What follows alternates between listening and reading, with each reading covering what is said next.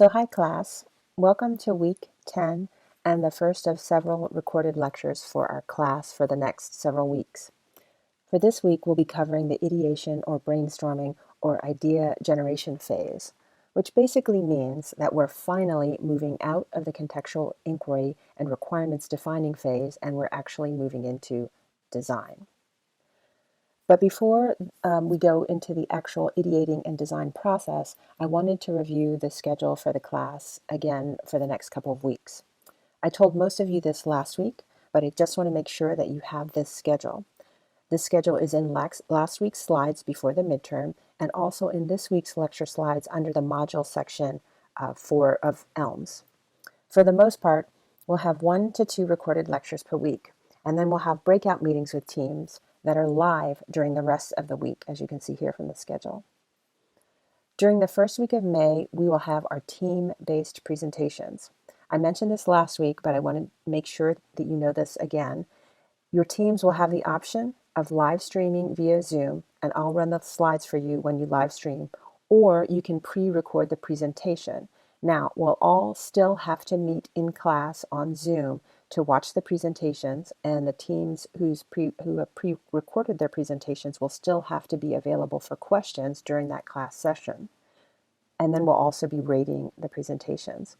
Regardless of whether they're live streamed or pre-recorded, we'll be meeting to watch the presentations and to ask questions. Now, in order for you to have these team breakout meetings with me during our regular class times, whenever you're not watching a pre-recorded lecture or whenever I'm not maybe meeting up with a lecture for a lecture with you, I've set up a way for you to pre-schedule team meetings with me in a breakout session on Zoom. So you will schedule your team meetings with me through this app called Calendly. I wanted to make the scheduling process based on how and when your team can take different slots rather than giving you random assignments or giving you an assignment where some teams are fighting over one slot. So Calendly will give you times to choose from. It depends on when your team wants to try and schedule time with me and what's left on my calendar. Now, most of the time during class on Mondays, Wednesdays, and Fridays, they'll be open during the regular class period, but I've also opened other dates and times for you to meet with me. If you have any trouble scheduling, please let me know as soon as you can with an email. Your team will have to schedule at least one team meeting with me per week for the next 3 to 4 weeks for the rest of the semester, except for the time when we're having our presentation. So, where it says that you can schedule breakout team meetings during class, you can, but you should be doing that through the Calendly app. And I'll be meeting up with you during those pre-scheduled class times based on your appointments that you schedule through Calendly. You can also pick a time when I'm available and your team available that is outside of a class and schedule time with me then. I'm giving about 15 to 20 minute slots for each team. If you don't think that's enough, go ahead and check the Calendly schedule. I'm happy to meet with you and your team longer, but for the most part, just pick a 15 to 20 minute slot during class so that everybody can try to meet up as much within the regular class time as possible. And that's Monday, Wednesday, Friday, 11 to about noon. So to review your assignments, coming up this Friday is the team discussion assignment. This is actually tied to your team assignments 3 and 4. Now, since assignment 4 is now 1 assignment instead of 2, the team assessment will help make up for that assignment. So what's expected for this team assignment? Well, you'll have a template that you can download from the assignment. In this template, it has several different prompts that you'll discuss with your team. Just follow the prompts and questions that are in the template and respond to them. You can use the template, just use the space allotted or whatever other space that you need. It's a Word document. The other part of the assignment is related to the book Designing Together. This book was written by UX designer and researcher Dan Brown. And in the book, he identified around 30 or so situations, he calls them, that all teams will face at some point in their collaboration. He has suggested strategies or patterns for dealing with these situations. So the team assignment asks you and your team to pick one of these situations. I've pulled about 9 or 10 of the situations from the book's overall list of 30, and just respond to that one situation. For example, what patterns or strategies would you use to deal with that particular situation? So that's really the assignment. It's fairly informal in terms of the responses that you should make. You don't have to write stylistic or very professional essays, but I do want you to try to reflect and think about how your team is collaborating and how you can improve or how you can keep going great for the next 4 to 5 weeks of the semester. So that's this Friday's assignment. And then the other assignment is part 2 of team assignment 3. Now, you've already extracted your requirements and created your personas from part 1 of assignment 3. So now you're going to take those requirements and personas and do some brainstorming and try to figure out some designs that you actually want to make with your wireframes for assignment 4. Now you'll need to brainstorm at least 3 different design ideas. I'll be going over the process in the rest of today's lecture. And we'll have time to discuss the process and your brainstorming when you schedule your team meeting with me. So, back to the design process. Again, we're in the actual phase of idea generation, also known as ideation, brainstorming, design storming, or just designing. So we're out of contextual inquiry and we're finally actually making some designs and brainstorming some designs. If you consider the design thinking process, we've moved from the phase of empathizing with users, where you did your contextual inquiry, and we've moved from defining or extracting specific requirements with your users and for your users, and we're now in the ideation part. This is where we brainstorm potential solutions and then start to design for that particular solution or set of solutions. So, how do you actually brainstorm? I'm going to share excerpts next from 2 videos that are available on YouTube from the Academy for Innovation and Entrepreneurship from the University of Maryland. So the external links are in your readings. If you look in the module, there's an external link to one of the longer YouTube videos about brainstorming. But in this particular lecture, I've also excerpted the important parts. So let's look at them right now. The next step of the process is going to be starting to come up with potential solutions or new ideas, new things that we're going to create for some of these opportunities that we're seeing. So in order to get ready for that, we want to start to form some questions. So we like to form things called how might we questions. And again, these are going to be some probes to help us come up with some really radical new opportunities and ideas. So for example, from the discussion and the reflection and the synthesis that we've been doing, we're thinking, well, maybe how might we connect these very disparate communities of on-campus bikers? So we had Ozzy's little community, we have Anna's community. So is there a way to kind of connect all those little communities to create a bigger one on campus? How might we lower the barriers for the communities of the world to get on a bike? How might we enable the Aussies of the world to get non-bikers excited about getting on a bike and getting out on the road? And last of all, how might we connect people that are about to abandon their bike with people that actually do need a bike? So again, we saw a disconnect. You know, people like Ozzy go and rent a bike every semester. Anna's finding all these abandoned bikes. So how do we connect the people when they're about to abandon their bike? Instead, they go and try to find the Aussies and get the bike to him.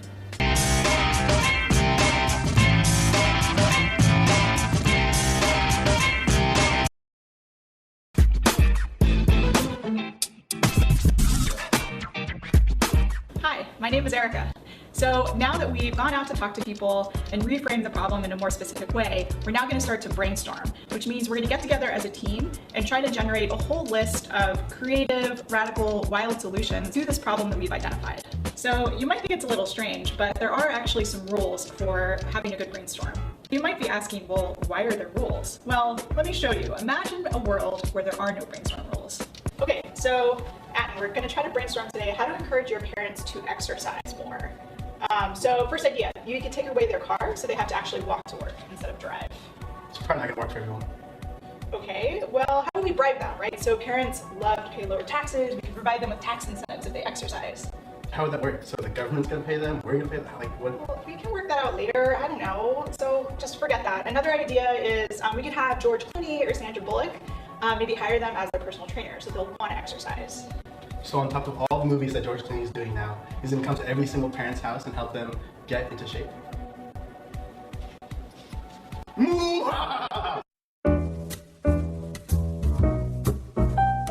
So maybe we could get, it could be like a club, like a social club, where it's like a social network for parents who exercise. Right, and maybe, I like that, and maybe it also helps their kids get into a better college.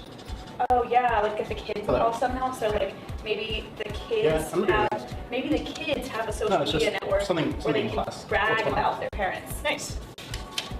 Yeah, I heard. I saw it on Facebook actually. I wasn't really sure. Are you gonna join the brainstorm?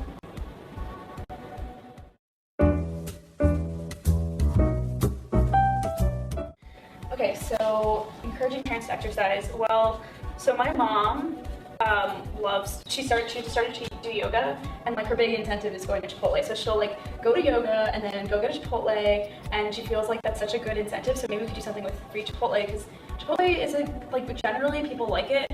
28 minutes later. But like it could be an idea that works well for people who like really exercise really hard, and then they need like the calories and the protein back. So yeah. Okay, so I have another idea. We could just give them a free gym membership.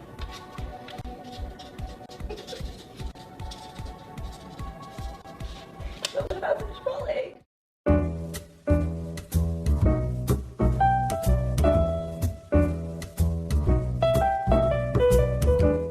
Okay, so before we start our brainstorm, first of all, we have our radical brainstorm team here, and we're gonna get kind of physically and emotionally ready. We're gonna play a Stoke game called Soundball.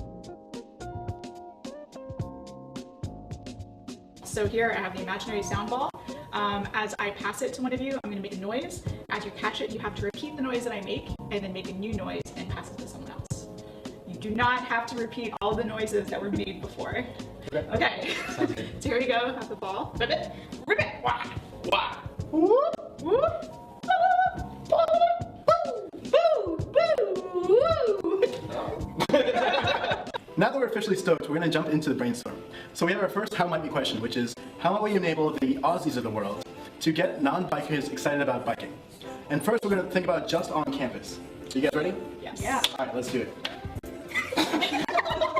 Nothing. So what if there's like a biker parade and you can participate if you're riding a bike?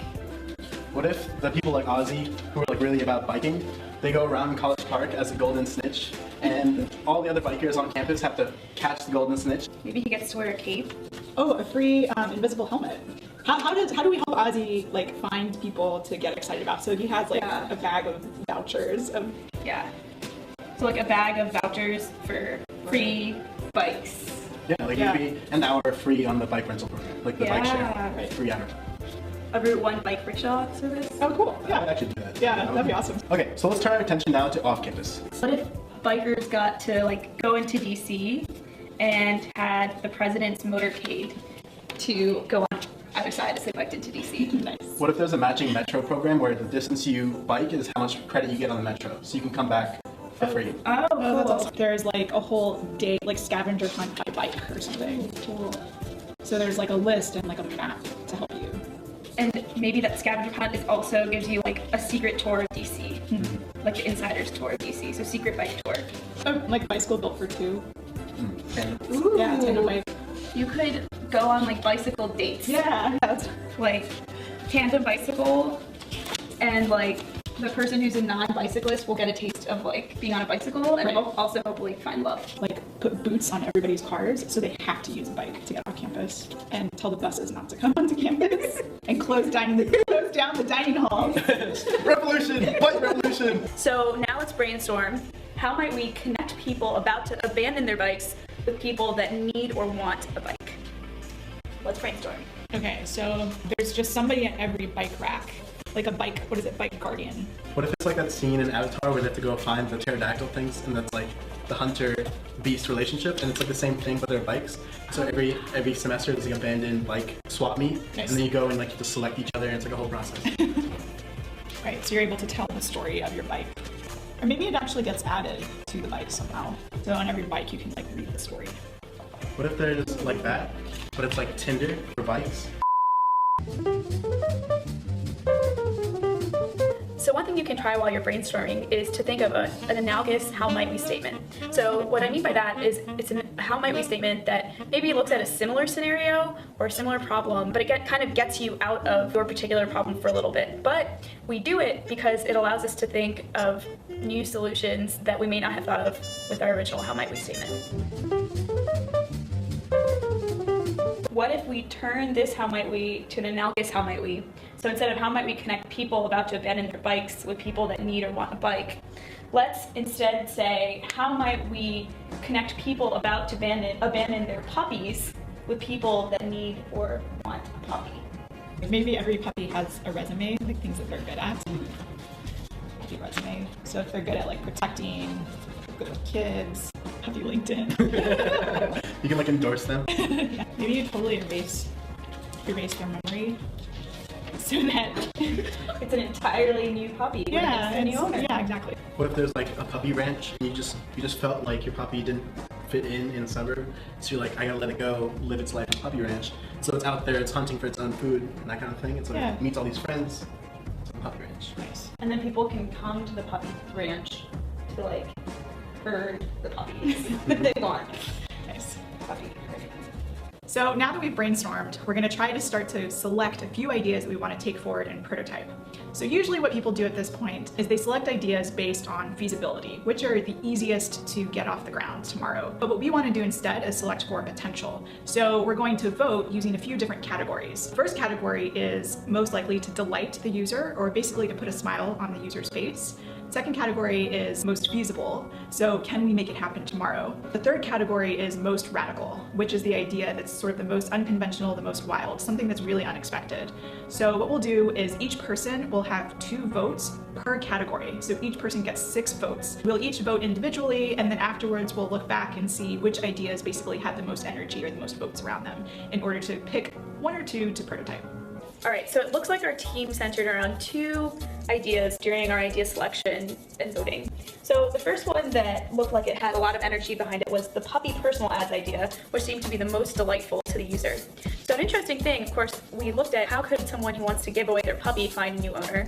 Doesn't relate to the original topic of bicycles, but if you look at the idea of a puppy personal ad, so maybe that's telling the story of a puppy, having a cute picture, it could be translated just as easily to, making a bike personal ad. So the second idea that it seems like our team really likes is actually a combination of ideas from one of our brainstorms. So it looks like we like the idea of having a bicycle built for 2, so 2 people on a bicycle, doing a scavenger hunt by bike into Washington, D.C. This might be an idea worth exploring.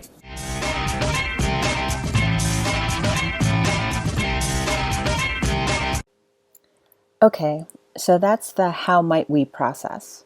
And there was an example of the design brainstorming process overall in the video. And I'll also show some steps that you can follow, like the video, toward the end of this lecture, so that you can start on part 2 of your team assignment number 3. But first, we have to discuss a few ways of thinking about your designs. And with that, you have to consider mental models and how what we see in the real world or the physical and digital world might be mapped to our own perceptions or mental models. So as the slide says, a mental model is basically an individual's thought process about how something works. So for example, if we consider a person's mental model for places and locations that are in their lives and how you might get around if you're a car driver, your mental model of the place or location might be represented by a map with roads on it. The map is the representation of the location or place, and the road maps are an integral part of the process of how you get around. So here's a map of the place where I was born, Okinawa, Japan, and some of the highway numbers that I heard about as a child and now as an adult. Here's a satellite representation of Naples, Italy, where I worked for a while, and you can see the beach road along the west coast right here on the left side of the map. And finally, you can see the beltway around Washington, D.C. And so when you talk about beltway traffic, you might have a mental model of how highway transportation works in a way that looks like this map. If you're a car driver and you need to move around D.C., you might have this mental model of the beltway, just like this. But if you take Metro Transit, then your mental model of how to get around might also include the Metro Rail map. Or if you've been riding the DC Metro for any reason over the past several weeks and into the near future to get groceries or anything, you might have to keep the mental model of metro stops that are closed due to COVID-19. The reason for the closures is to keep ridership low, even though it's pretty low already. As a UX designer, there are a couple of different mental models that you have to consider. First, you have to consider your own mental model as a designer. This is what you're trying to develop based on what you've researched with a user during your contextual inquiry process. In a designer's mental model, you're effectively drawing out what the system does and how it's organized. But then the user doesn't always think like the designer. They also have a vision of what they expect in terms of a system design that will fulfill their needs. So we have two mental models. There's the designer's model, or the plan for the design, here in the conceptual model. There's the user's mental model of how they are trying to complete a series of tasks to accomplish a goal. And then the design itself, which you're creating as a designer, has to integrate these two mental or conceptual models as effectively as possible. Basically, the designer is trying to integrate both the user's mental model and the designer's conceptual model of the user into the design of the interface itself. And that's where the idea of conceptual design comes into play. You have the designer's mental model, developed from contextual inquiry and extracting user requirements, and you have the user's mental model based on their work context and their needs. The conceptual design process is where you, as the designer, try to bridge the two together into an integrated design that addresses the user's needs while at the same time is feasible enough to work. So there are a few different perspectives that a designer should take in order to create this conceptual model. And these are called design perspectives or lenses for design that help you focus on different aspects of your design, whether it's a website or an app.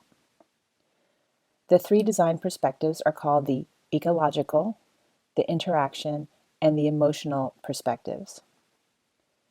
With the ecological perspective, the focus is on the user's context or the external environment, basically how the system communicates within the overall environment or work context. With the ecological perspective, you need to consider how the actual interface will work within the flow of all the user activities from day to day and any and all their contexts that they might use your design in. For example, you might consider the interface for a bus scheduling app.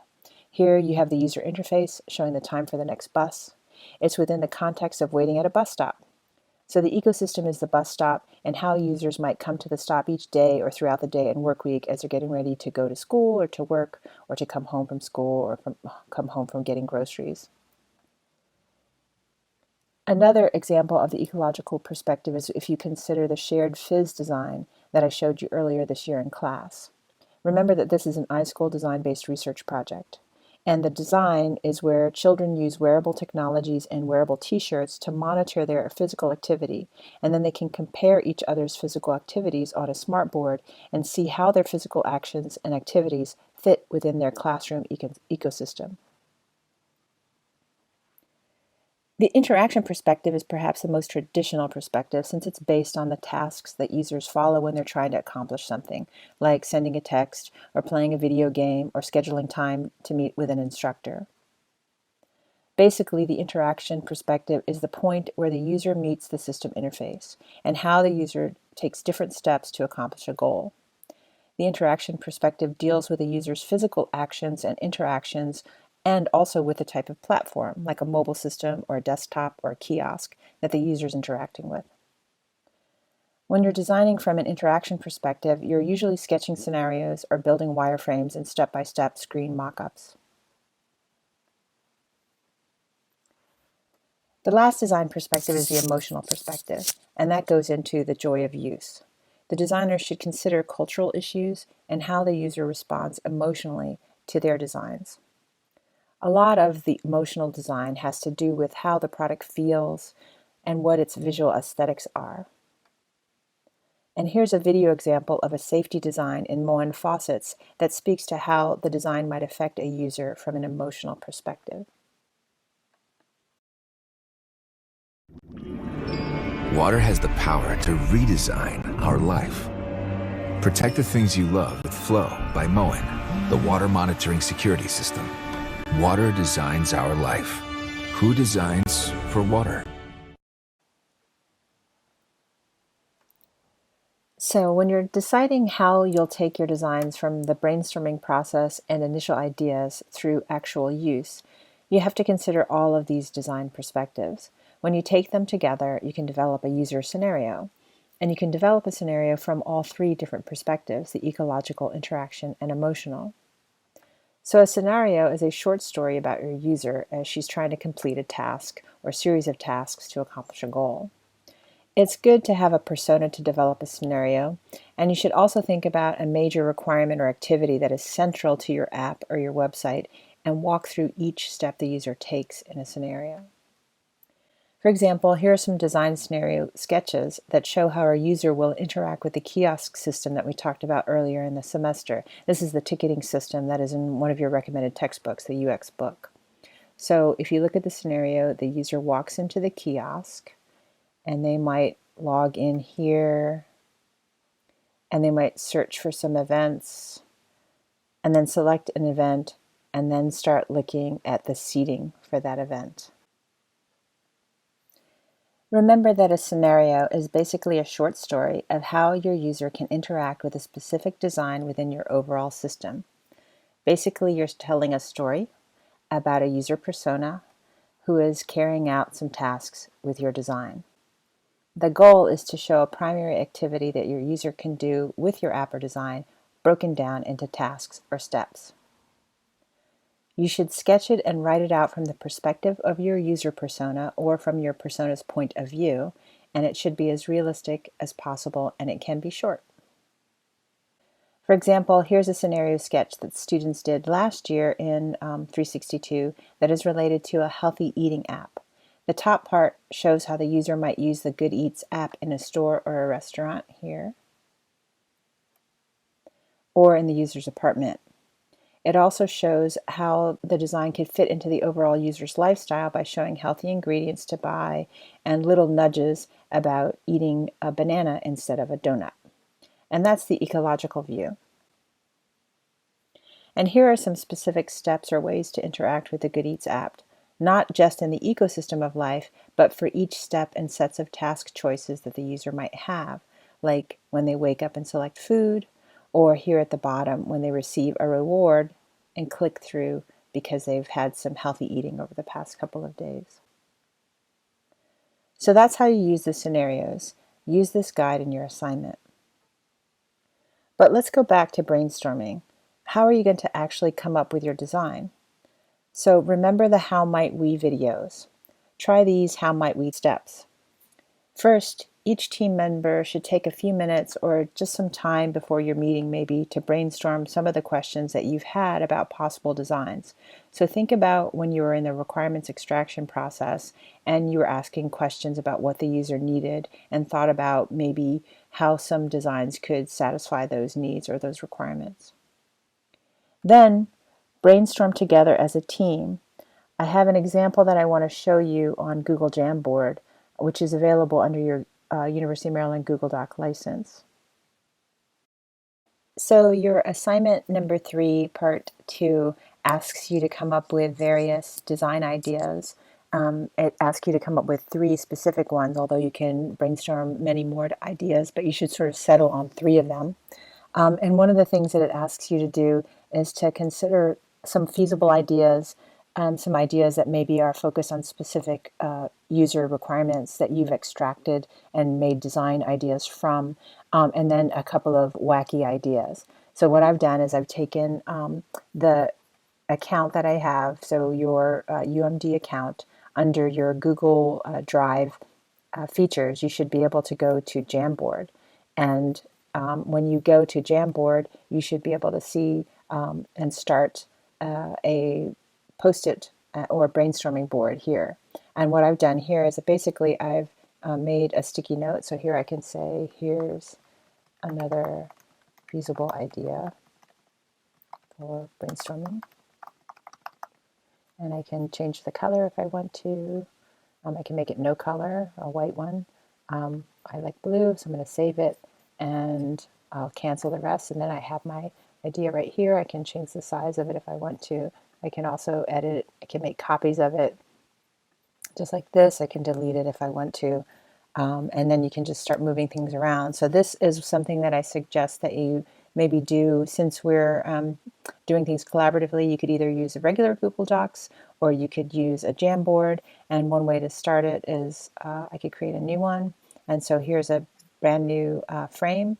And then I can change the background. I was using this grid background. You could change it to any other things like a notepad or a black background, and then just add your ideas, idea 1, save, idea 2, except better, save it in a better way, and maybe do your wacky idea 1, save it, and then cancel, and then you can start moving things around. You can also write if you want to. If you click here, you can get like a highlighter and highlight some of your ideas and say, I really like this one. You could draw a smiley face like that. You could also draw using a regular marker pen.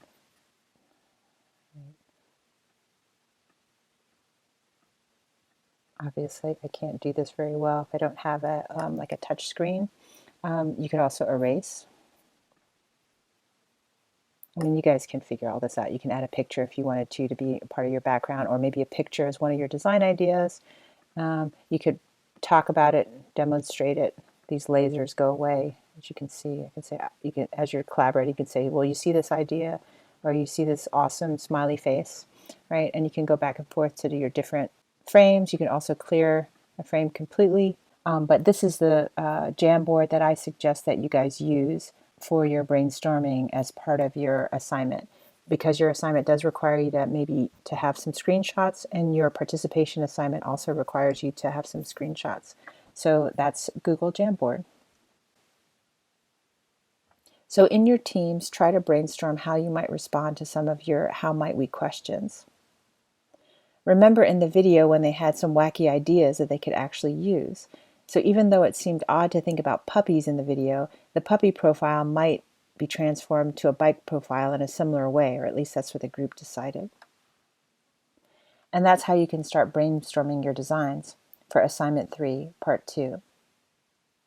And please don't forget to schedule your team meeting to review your brainstorming process. You have to have at least one meeting per week, and so you have to have one meeting scheduled for this week sometime between Tuesday, Wednesday, Thursday, or Friday in any of the time frames that are open.